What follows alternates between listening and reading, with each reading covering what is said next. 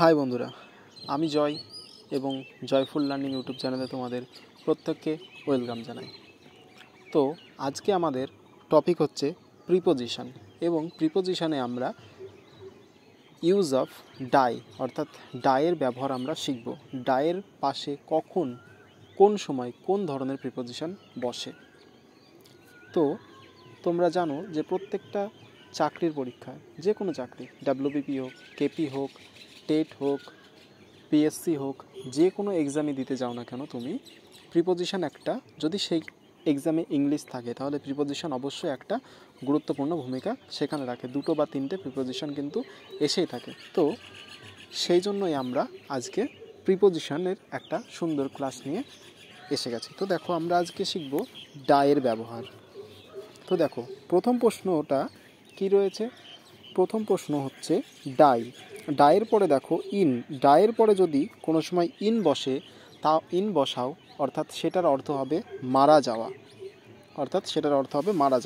যেমন দেখো একটা এক্সাম্পল, হি ডাইড ইন 1993, অর্থাৎ তিনি 1993 তিনি মারা গিয়েছিলেন। তাহলে ডায়ের পরে ইন বসলে তার অর্থ হয়ে যাবে মারা যাওয়া। পরবর্তী দেখো, ডায়ের পরে যদি আমরা অফ বসাই তাহলে সেটা কি হবে? মারা যাওয়া তো হবেই, কিন্তু সেটা রোগে মারা যাওয়া।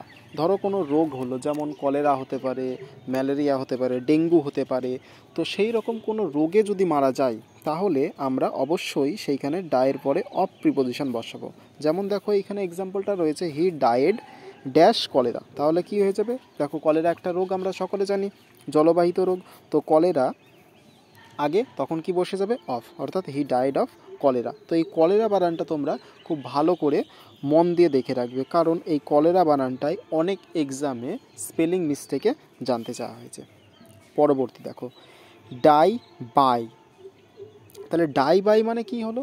ডাই বাই মানে হচ্ছে, দেখো, দুর্ঘটনায় মরা। তাহলে কোনো দুর্ঘটনায় যদি কেউ মারা যায় তখন আমরা ডায়ের পরে বাই প্রিপোজিশনটা ইউজ করব। এক্সাম্পল দেখো, হি ডায়েড বাই অ্যাক্সিডেন্ট, অর্থাৎ তিনি অ্যাক্সিডেন্টে মারা গিয়েছিলেন। তাহলে অ্যাক্সিডেন্টে মারা যাওয়া অর্থাৎ কোনো দুর্ঘটনায় মারা যাওয়া, সেই ক্ষেত্রে আমরা ডায়ের পরে প্রিপোজিশন বাই ইউজ করব।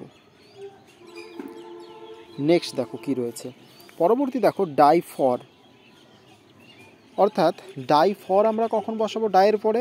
ভালো কাজের জন্য যখন কেউ মারা যাবে। যেমন আমরা জানি সোলজাররা আমাদের দেশ, সৈনিকরা, আর্মিরা, বিএসএফরা আমাদের দেশ রক্ষা করে। তো তারা যখন মারা যায় তাহলে সেটা নিশ্চয়ই অবশ্যই ভালো কাজ, নিশ্চয়ই চুরি ডাকাতির কাজ না। তো সেই ভালো কাজে মারা যাওয়ার ক্ষেত্রে তখন আমরা ডাই ফর ইউজ করব। এক্সাম্পলটা দেখো, হি ডায়েড ফর কান্ট্রি, অর্থাৎ সে দেশের জন্য মারা গিয়েছে। তাহলে ভালো কাজ অবশ্যই দেশের জন্য, সেই জন্য আমরা ডায়ের পরে কোন প্রিপোজিশন বসালাম? For preposition. তারপর দেখো, ডাই ফ্রম। অর্থাৎ ডায়ের পরে আমরা ফ্রম প্রিপোজিশন কখন বসাবো? যখন খেয়ে বা না খেয়ে মারা যাবে, মানে অত্যধিক খেয়ে ফেললো বা খেতেই পেলো না, এরকম ব্যাপার, না খেতে পেয়েই মারা গেল, তখন আমরা কিন্তু ডায়ের পরে ফ্রম বসাবো। তাহলে এক্সাম্পলটা দেখো, he died from over eating. তাহলে সে ওভার ইটিং অর্থাৎ অত্যাধিক খাবারের কারণে সে কিন্তু, মানে অত্যাধিক খাওয়ার কারণে সে কিন্তু মারা গেল। তাহলে এখানে আমরা প্রিপোজিশন বসাবো he died from over eating. তাহলে বুঝতে পারলে তোমরা? তাহলে ডাই থেকে আজকে আমরা কিন্তু অনেকগুলো ব্যবহার শিখলাম।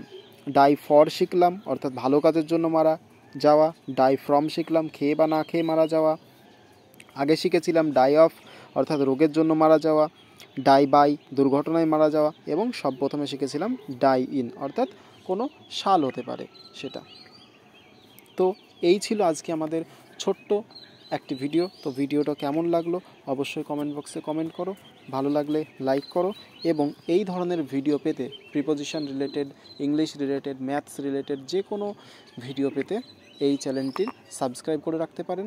এবং বিভিন্ন এক্সাম ওরিয়েন্টেড কোশ্চেন এখানে করানো হবে এবং প্রিভিয়াস ইয়ারের কোশ্চেনও এখানে কিন্তু করানো হবে, প্রত্যেকটা টপিক ওয়াইজ। তো আজকের ভিডিও এখানেই শেষ হলো।